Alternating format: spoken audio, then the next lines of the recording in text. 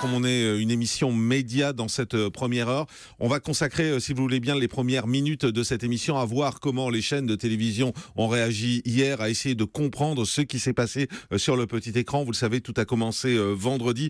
Jérôme Ivanichenko, bonjour. Et à partir de vendredi, on a assisté à des déprogrammations en cascade sur les chaînes de télé. Oui, bien sûr, suite aux attentats de la nuit de vendredi à samedi, d'une ampleur inédite sur le sol français, la mobilisation était générale. Elle l'est d'ailleurs encore aujourd'hui, dans une moindre mesure.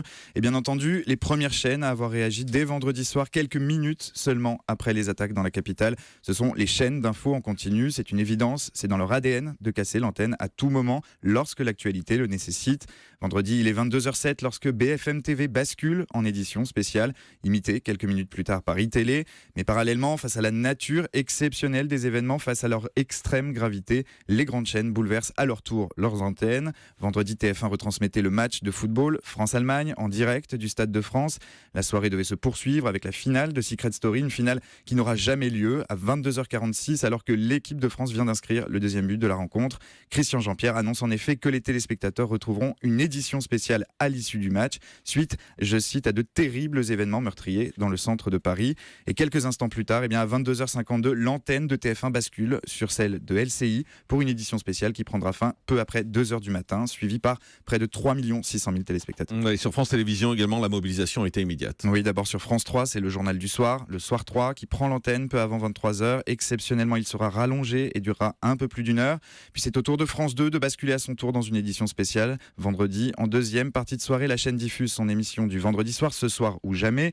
Et de manière très soudaine, le débat est interrompu brutalement par la déclaration télévisée de François Hollande à 23h55.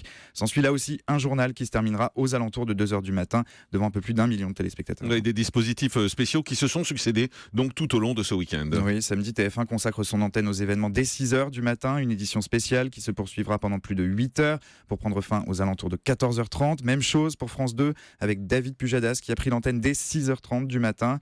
Évidemment, les chaînes info en continu poursuivaient naturellement leurs éditions spéciales à ce moment-là, des éditions très largement suivies par les téléspectateurs. Samedi, BFM TV rassemblait en moyenne près de 10% du public, faisant de la chaîne info la troisième chaîne la plus regardée sur la journée. Et sur les grandes chaînes, ces dispositifs ont eu des incidences sur les grilles. Oui, et notamment sur les programmes de divertissement. Impossible de maintenir à l'antenne des émissions de ce type dans des circonstances aussi tragiques. Samedi soir, Danse avec les stars sur TF1 a été annulée. Sur France 2, The Fiesta avec Patrick Sébastien a été déprogrammée elle aussi. Après l'édition spéciale du journal de 20h, on retrouvait d'ailleurs une émission spéciale dont n'est pas couché, baptisée On est solidaire, diffusée en direct et suivie par près de 3 200 000 téléspectateurs.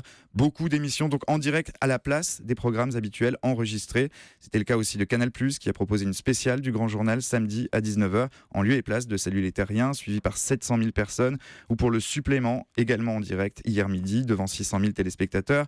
Sur France 5 aussi, avec un C'est dans l'air en direct samedi, devant 1 million de personnes. Même chose pour M6, avec 66 minutes qui suivait les pompiers parisiens en intervention, un reportage saisissant au plus près du drame, suivi par plus de 2 millions de téléspectateurs. Une mobilisation exceptionnelle, proportionnelle à l'émotion suscitée par ces tragiques attentats.